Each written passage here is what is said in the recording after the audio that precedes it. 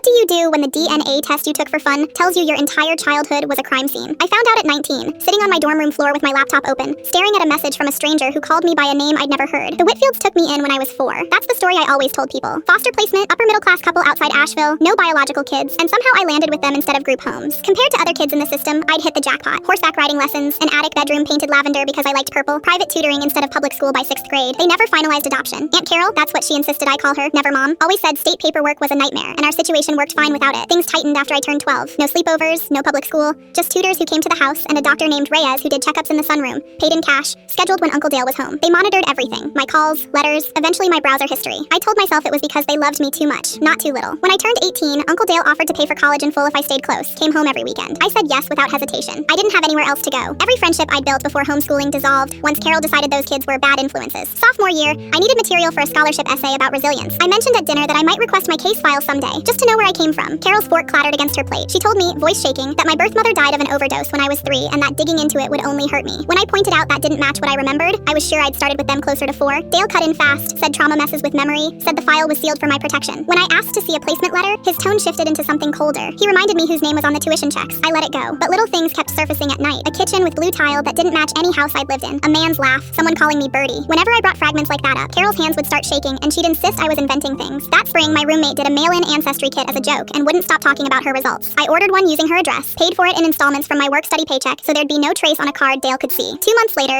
an email arrived from someone named Renee, flagged as a likely aunt. Her message asked if I was Josephine, said I had the same gap in my front teeth as the photo they'd used on flyers for 14 years. My hands were shaking so hard I had to read it 3 times. Josephine. The second I read it out loud in my empty dorm room, something cracked open. A woman's voice singing off-key in a car, a dog named Pepper, a birthday cake with the wrong candles because they'd run out. I hadn't invented any of it. I called the number Renee left. A woman picked up who introduced herself as my mother and started crying before I said a word. She told me they'd never stopped looking since I disappeared from a state fair parking lot at age 4, since a security camera caught grainy footage of a man walking off with a little girl who wasn't fighting because she thought he was helping her find her family. When I mentioned the Whitfields' foster care, my mother went quiet, then asked what foster placement. She'd never been contacted by any agency because there'd never been a case. No file existed because there was no legal record. There couldn't be. Renee asked what they'd nicknamed me. When I said Lucy, her voice cracked. That was the name of the stuffed rabbit I'd carried through the parking lot that day, the one Carol always claimed I'd arrived with. That night I called Dale and told him I knew about the fair, knew the truth. Silence stretched so long I thought the call dropped. Then Carol's voice came on, flat and controlled, telling me to gather my things from the house before the weekend. I didn't go back for my things. I went straight to my birth family instead, 3 states away, into a house with blue kitchen tile I somehow already knew how to navigate. My mother has a chip in her front tooth, same as mine. My father still keeps the missing person flyer folded in his wallet, soft at the creases from being carried 15 years. The case against the Whitfields is still working through the courts. I don't know how that ends, but I know my name now, and nobody's hands shake when I say it.